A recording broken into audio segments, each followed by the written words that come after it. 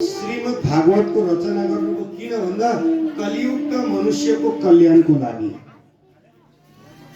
कलिजुगर मानव प्रजातिर कल्याणर বাবে स्वयं ব্যাসদেৱে अवतार লৈ ভাগৱত রচনা করেছে। কলিযুগৰ মানৱ মানে কোন? আমি, হয় না? हामी कलिजुगका मनुष्य भनेको हामी हो। त हाम्रो कल्याणको लागि नै आज भागवतको रचना भएको रहेछ। पहिलो पोइन्ट याद गर्नु, मतलब त्यो दूरदृष्टि আছিল। सागे সকলোৱে শুনি পাইছে মহাভাৰত দিব্য দৃষ্টি থকা একজন ব্যক্তি আছিল, তেওঁ আছিল ব্যাস ঋষি। সেই ব্যাসদেৱে সঞ্জয় নামৰ যিজন অনুচৰ আছিল ধৃতৰাষ্ট্ৰৰ, তেওঁ দিব্য দৃষ্টি দি মহাভাৰত দৰ্শন কৰাইছিল। গতিকে দিব্য দৃষ্টি থকা কোন আছিল? ব্যাসদেৱ, যাক কোৱা হয় শ্ৰীকৃষ্ণ দ্বৈপায়ন। উहाँको असली नाम শ্ৰীকৃষ্ণ দ্বৈপায়ন थियो। তেওঁ জানিছিল যে আগামী কলিযুগ আহিব, কলিযুগৰ মনুষ্য পাপী হ'ব, অধৰ্মী হ'ব, অহংকাৰী হ'ব, দুৰ্ভক্ষী হ'ব, স্বাৰ্থমতে কাম কৰিব।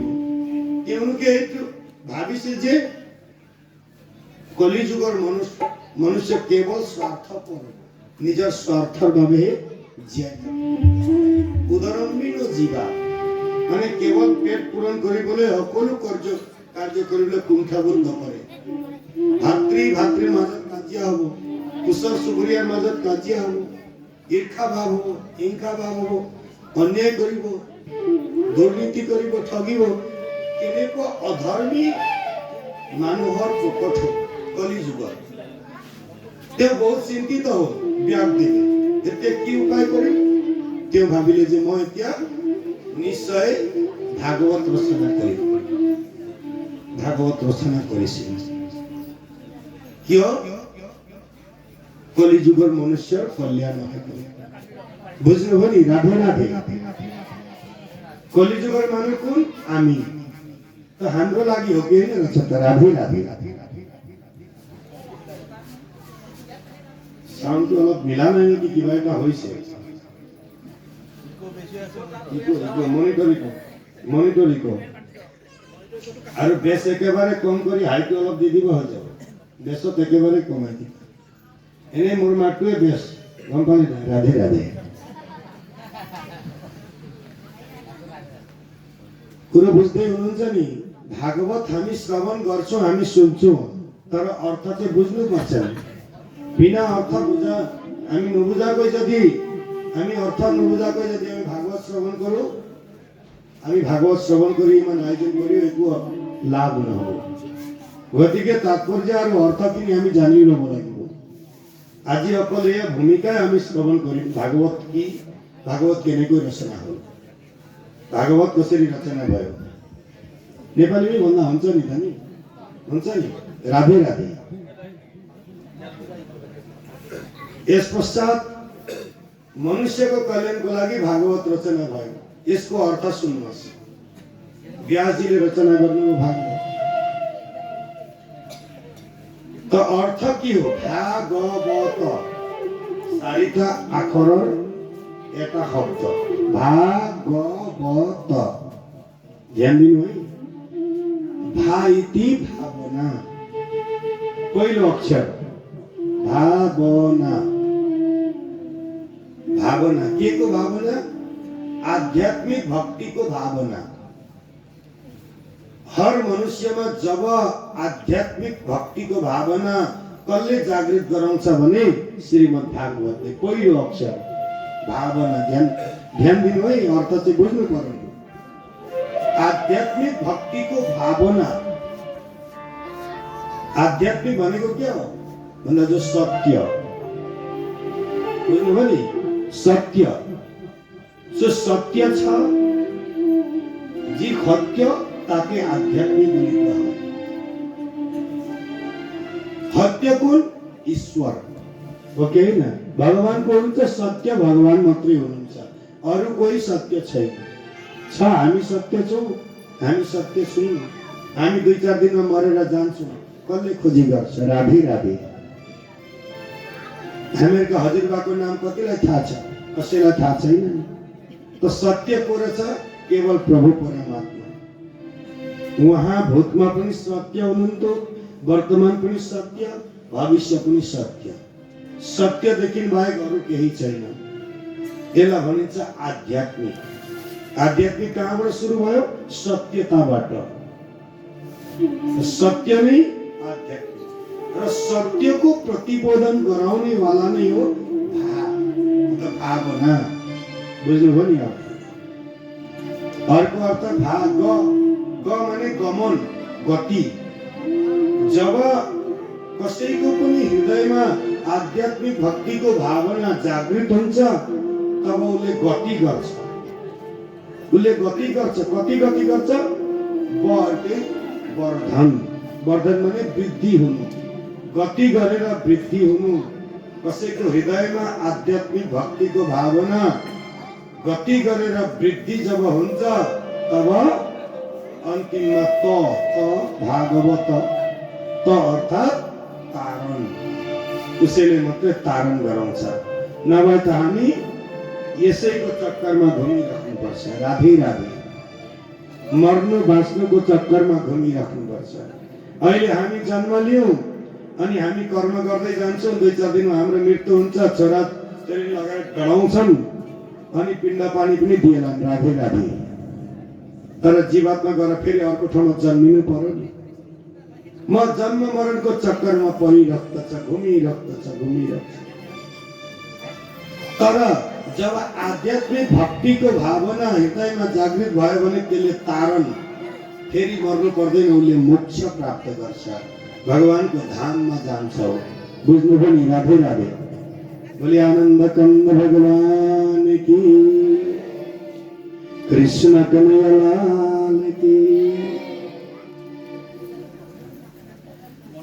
र यो अर्थ साधारण रूपले व्यासजीले त रचना गर्नुभयो।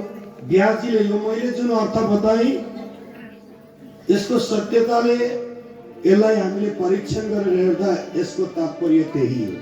धेरै अर्थ छन्। अर्को अर्थ सुन्नु होला। अति एउटा सुन्दर श्लोकमा वर्णन गर्नु। व्यासजीले रचना गर्नुभयो भागवत। सबैलाई बोलाएर भन्नुभयो, हेर यो भागवत सुन। सबैले भागवत के हो? हामी कसैले एउटा किताब लेख्यौँ नि, ग्रन्थ बनायौँ, सबैको अगाडि विज्ञापन गर्नुपर्छ। राधे राधे। हो कि होइन? विज्ञापन गर्नुपर्छ पर्दैन? कसैले एउटा नयाँ प्रडक्ट गर्नु, उसले त टिभीमा विभिन्न च्यानलहरूमा विज्ञापन गर्छ। यो चिज यस्तो हो, यस्तो राम्रो हो, यस्तो हो, यसलाई अनि सबै लिन्छ। त उहाँले कल्याणको लागि त रचना गर्नुभयो भागवत, मानव कल्याणको लागि। तर सबैले सोध्ने प्रश्न गर्ने भयो। राम्रो चिजमा प्रश्न मात्रै आउँछ, नराम्रोमा फट्टै लिइहाल्छन् मान्छेले। राधे राधे। यो स्वभाव छ नि। फेरि सबले सोधेछन्, गुरुदेव আপুনি এটা ভাগবত রচনা করিলে তার অর্থ কি? তারপর আমার কি বস্তুটো কিনো के हो? यति भन्दा उहाँले भन्नुभयो, हेर भागवत के हो सुन। निगम कल्पतरोर्गलितं फलम् सुखमुखादमृतद्रवसंयुतम् पिबत भागवतं रसमालयम् मुहुरहो रसिका भुवि भावुका। कति सुंदर श्लोक, इमान सुंदर अर्थ कइसे भागवतर अर्थ के निगम कल्पतरोर्गलितं फलम्। भागवत हो विशाल এটা গছ আছে যাক কোৱা হয় বেদरूपी कल्पवृक्ष। वेदरूपी कल्पवृक्षको एउटा रसमय फल हो। बुझ्नुभयो नि? रसै रसले परिपूर्ण भएको फल। यसमा केवल यस्तो फल्छ, ठुलो विशाल रुख छ, केले बनिएको? वेदहरूले, शास्त्रहरूले बनिएको रुख छ, वृक्ष। त्यसको रसमय फल चाहिँ भागवत हो। सबैले ठिकै छ, भागवत त रसमय फल छ। कस्तो छ भन्दा केवल रस रस्नु छ, त्यसमा बाहिर पोक्र पनि छैन, भित्र गुठली पनि छैन, ठिकै छ।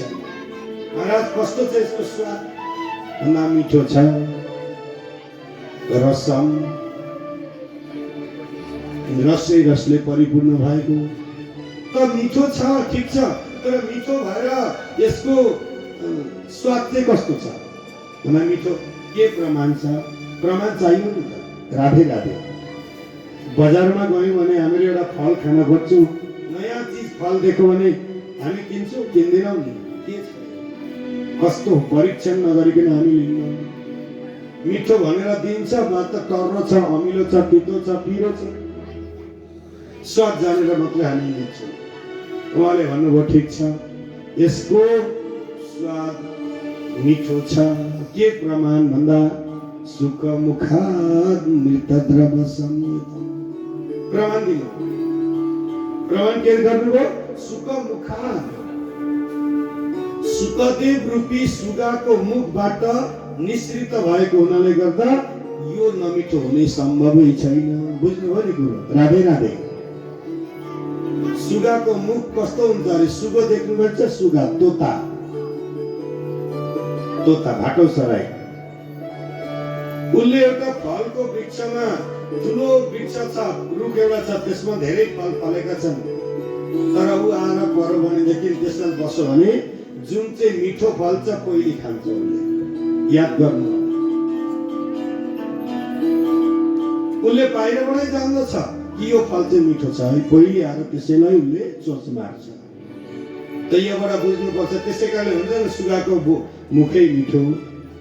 र यहाँ के भयो भने त्यसको सम्बन्ध के भयो त भागवत भन्दा? सुखदेव रूपी सुगाको मुखबाट प्रकट भएको हुनाले गर्दा श्रीमद् भागवत नमिठो छैन, मिठै मिठो छ।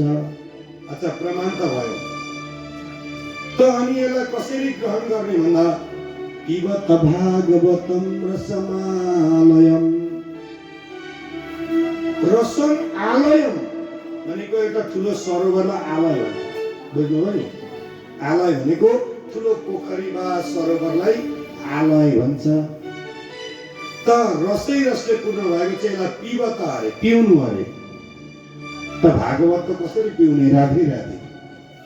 घोटेर पिउने, पानीमा पकाएर पिउने होइन, पिबत। तर पिउनु त पिउनु नै भनेको छ। फेरि संस्कृतमा त्यस्तो शब्द छ। पिबत भनेको अर्थ के भने पिउनु। कसरी पिउनु भने कान रूपी दुनामा लगाएर पिउनु। कान चाहिँ हाम्रो दुनो त्यहाँ लगाएर पिउनु भनेपछि त कानबाट त खाइँदैन नि त। त कानमा लगाएपछि के गर्नु पर्यो भने सुन्नु। बुझ्नुभयो नि? राधे राधे। भाषा अचम्मका छन् संस्कृतका। राधे राधे।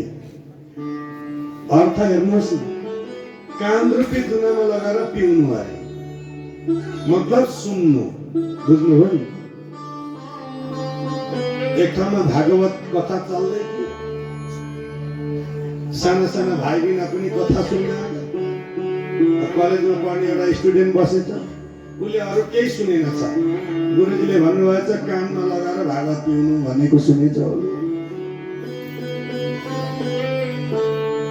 अनि सधैँ कथामा आउँदो रहेछ, कहिले पनि कानमा लाउनु दिँदैन रहन्छ। राधे राधे। उसको पालो अन्तिममा भेटिन भनेर त पञ्चगव्य बाँड्छ नि, यही रहेछ क्यार। आउँदा आउँदै भनेर पञ्चगव्य लाउने बित्तिकै हातमा लगाएछ काना पिउँछ। बिचराको कान दुख्दो रहेछ। त पञ्चगव्य बनिएको के केले भन्दाखेरि घिउ, गहुँ, गोबर होइन, के सबै त लगाएको हुन्छ। अब दही पनि मिसाएको हुन्छ। त्यो लगाउँदाखेरि कस्तो के परेको थियो, सफा भएर निक्लेछ। भोलिपल्टदेखि कान दुख्ने निको भयो। उसले सोचेछ भागवत पिउँदा चाहिँ कान दुख्ने निको हुँदो रहेछ। राधे राधे। उपकार त भयो नि त। र भागवत पिउनु होइन सुन्नु, बुझ्नुभयो नि? राधे राधे। र पिबत भागवतम रसम आलयम, भागवत कहिल्यै नसकिने आलय सरोवर छ, जति पिए पनि सकिँदैन। त कसैले भन्छन् कति बार पिउने, सुन्नु भने कति बार सुन्नु। गएको साल पनि तारा जन्म सुनेकै हो। गएको साल फेरि हामीले यहाँ पानबारीमा पनि सुन्यौँ, प्रत्येक वर्ष लालुकीमा सुन्यौँ, बैजन्तीपुरमा सुन्यौँ, गोगाउँमा सुन्यौँ, धेमाजीमा सुन्यौँ, मास्कामा सुन्यौँ, शिलापत्तरमा सुन्यौँ, हर जग्गा सुन्छौँ। त कति बार सुन्ने? सुनेको सुने गर्दा त अगाडि छ होला त भन्दा यहाँ के भनेको छ? मुहुर मुहुर मुहुर हो रसिका, मुहुर हो बार बार सुन्नु, एक गल्ती गरेन, जति मौका पर्छ सुनिहाल्नुपर्छ। यसबाट के उपकार हुन्छ भनेदेखि बार बार सुन्दा यसलाई हामीले एक बारमा एउटा ज्ञान याद रह्यो भने अर्को बारमा अर्को ज्ञान, बुझ्नुभयो नि? एक बारमा एउटा ज्ञान मनमा रहन्छ त अर्को बारमा अर्को रहन्छ। यसो त अथाह समुद्र छ नि, त कहिले सकिँदैन। सरोवर होला, सोच्नुहोस् न कति ठुलो सरोवर होला। यस्तो सरोवर भएको ठाउँ हो, यो त कहिल्यै समाप्त हुनेवाला होइन। त्यसै कारणले भनिन्छ बार बार सुन्नु, मुहुर हो। अनि कसैले सोधेछ गुरुदेव सुन्नु त सुन्नु, कसले सुन्ने भन्दा भूविभावुका रसिका, रसिक हुनुपर्छ, भावुक हुनुपर्छ, भागवत प्रतिको प्रेम हुनुपर्छ, तृष्णा हुनुपर्छ। जबरजस्ती कसैले ल्याएर कथा सुनाउन बसायो भने थोरै सुन्छ। राधे राधे। ओके, एक बार के भएछ सुन्नु होला। बोले भक्तवत्सल भगवान की। दुईजना साथी रहेछन्, उनीहरूले भनेछ हिँड्छौँ आज खेल, फुटबल खेल हेर्न जाउँ। होइन हौ, गाउँमा भागवत चल्दैछ, उता जाउँ। सुन्नु है। अनि भनेर ठिकै छ, त भागवततिर जा, म चाहिँ फुटबलतिर जान्छु भनेर एउटा भागवततिर गएछ, एउटा फुटबलतिर गएछ। अनि यता के भएछ त फुटबल खेल के भएर पानी परेर फुटबल खेल भएन। उसले चिन्ता गरेछ, आज बरु कथा सुन्न गएको भए अलिकति त पुण्य भेटिन्थ्यो होला, खेल पनि राम्रो भएन, मजा भएन भनेर उसले विस्मत गरेर उता कथातिरको चाहिँ याद गर्यो। कथामा भागवतमा गएको भए त केही फल पाउँथे। उसले जो चाहिँ भागवतमा गयो त्यो दिन के भएछ? भोलि आनन्द कन्द भगवान की। के हो से बा आफ्नो तिमीलाई कोहीले बक्स सुइदिले नि?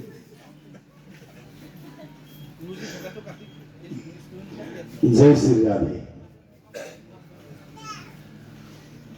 र जब ऊ यता आयो, उसलाई फेरि भागवतमा आएको थियो, सुने त बसो। त्यो दिन उसलाई के चिन्ता लाग्यो, बुझेन कि कुरो होइन, कथा त्यति राम्रो भएन होला, बेकार भएछ। आज त्यति राम्रो पनि आज चरित्र रहेछ। गुरुजीले हँसाउँदा पनि हँसाउनु भएन, रुवाउँदा पनि रुवाउनु भएन। एउटा आध्यात्मिक रहेछ, बुझ्दै बुझेन। बरु उता खेल खेल्न गयो साथी, उताको चाहिँ गएको भए राम्रो खेल पनि हेर्न पाइन्थ्यो। आज यता नोक्सानै भयो। उसले उताको सोचो, यसले उताको सोचो, हेर्नुहोस्। अनि बेलुका घर गए, साथीहरू घर जाँदा गयो नि, एउटा खेलतिरबाट आयो, ऊ भागवतबाट आयो, चर्चा हुँदै गए।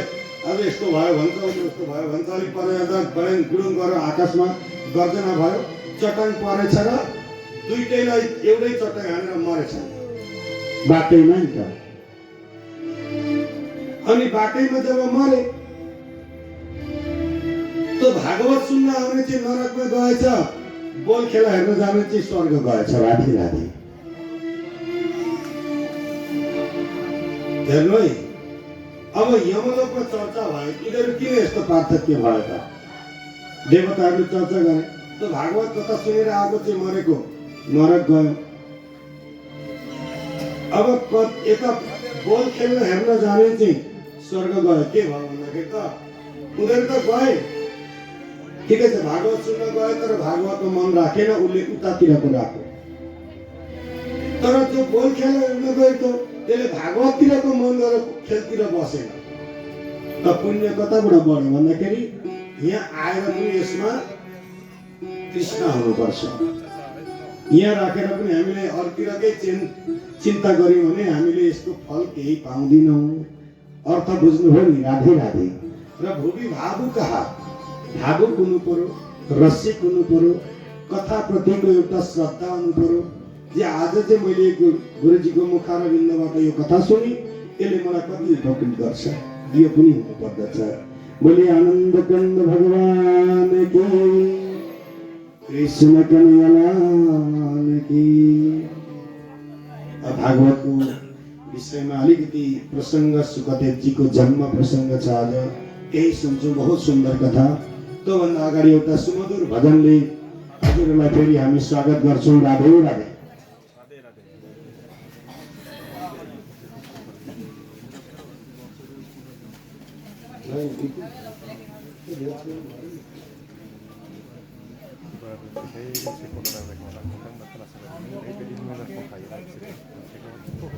राधे राधे।